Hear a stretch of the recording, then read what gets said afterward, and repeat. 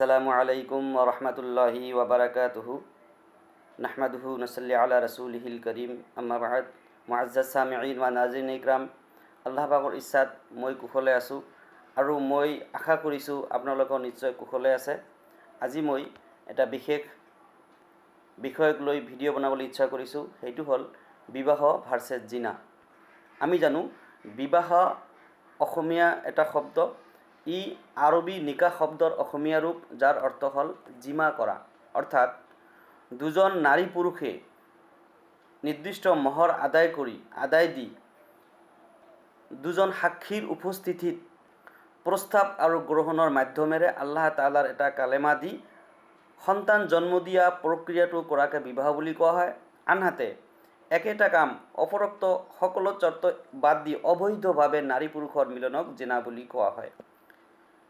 যি সমাজত জিনা অৰ্থাৎ ব্যভিচাৰক মহাপাপ আৰু মহাদোষণীয় বুলি বিবেচনা কৰা হয়, তেনে সমাজত ল'ৰা ছোৱালীক বিয়া দিয়াটো একেবাৰে সহজ। আনহাতে যিখন সমাজত জিনাক ব্যভিচাৰক টাইম পাছ আৰু ফেশ্বন বুলি বিবেচনা কৰা হয়, তেনে সমাজত সন্তানক বিয়া দিয়াটো বৰ কঠিন হৈ পৰে। কাৰণ বিবাহ কৰাটো ফৰজ, জিনাৰ ভয়ত বিবাহ কৰাটো ফৰজ, আনহাতে জিনা কৰাটো মহাপাপ। ইয়াৰ পিছত কিয়ামতৰ দিনা প্ৰত্যেকজন জিনাকাৰী ব্যক্তিয়েই জাহান্নামত জ্বলিব লাগিব।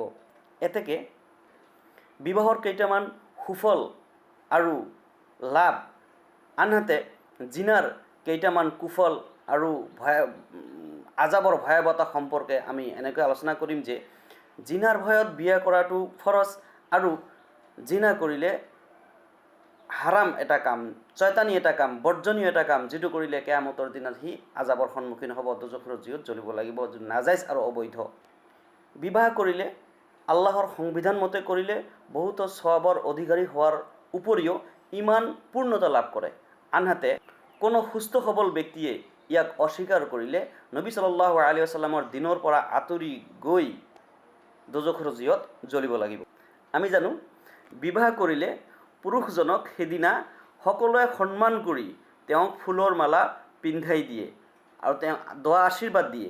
আনহাতে জিনা কৰি একেটা কাম কৰিলে তেওঁক মানুহ উপহাস কৰি তিৰস্কাৰ কৰি তেওঁৰ গালে মুখে চৰ মাৰি তেওঁক চেণ্ডেলৰ মালা পিন্ধাই দিয়ে। আৰু এইটোৱে সঠিক সিদ্ধান্ত সমাজে গ্ৰহণ কৰিছে। আনহাতে বিবাহ কৰিলে চকু হাত ভৰিৰ উপৰিও ইমান পূৰ্ণতা লাভ কৰে আৰু মনোসংযত হয়, আৰু আল্লাহৰ খুচিৰ বাবে, আল্লাহৰ সন্তুষ্টিৰ কাৰণে এই বিবাহ বা নিকাহ কৰিলে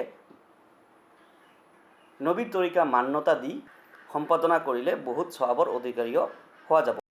আনহাতে জিনাৰ দৰে অভিশপ্ত চয়তানী কামটো কৰিলে হাত ভৰি আৰু চকুৰ উপৰিও ইমানৰ দুৰ্বলতা হয় আৰু সৰ্বাংগৰ গুণা হোৱাৰ পিছতো সি কিয়ামতৰ দিনা জাহান্নামৰ জুইত জ্বলিব। জিমা বা বিবাহ কৰিলে মন সন্তুষ্ট আৰু মনৰ তৃপ্তি আৰু শান্তিৰ সঞ্চাৰ হয়। আনহাতে জিনা কৰিলে মনত অশান্তি, কষ্ট আৰু লোক সমাজত ভয়ৰ সৃষ্টি হয়।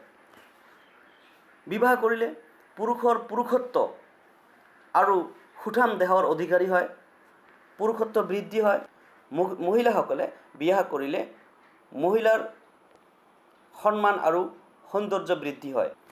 আনহাতে বিবাহ নকৰি জিনা কৰিলে পুৰুষৰ পুৰুষত্ব কমি পুৰুষৰ স্বাস্থ্য আৰু মনৰ স্বাস্থ্য নষ্ট হৈ যায়, অৰ্থাৎ পুৰুষে শাৰীৰিক আৰু মানসিক কষ্টত ভুগিব লগা হয়।